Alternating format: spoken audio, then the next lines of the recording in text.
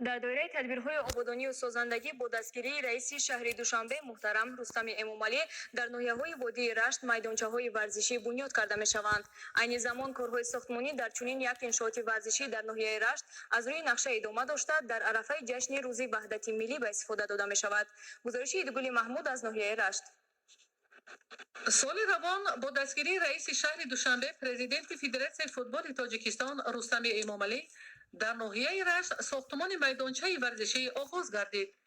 این اقدام سازندگی و آبادانی بخشیده به سالهای رشد دهات، سیاحی و هنرهای مردمی با مقصد جلب بیشتر جوانان به ورزش، ترغیب طرز حیاتی سالم و دستگیری جوانان دوردست دهات راه اندازی می‌گردد.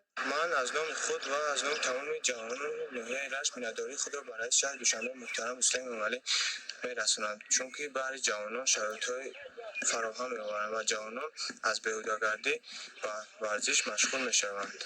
از روی نقشه میدانچه ورزشی برای بازی والیبال، فوتبال، اینچنین مشق‌های ورزشی پیش بینی شده. با انجام کارهای ساختمانی، انشاءات با تمام تجهیزات‌های ضروری تامین کرده می‌شوند تا شماره زیادی جوانان دهات به مشق و تمرین جلب کرده شوند.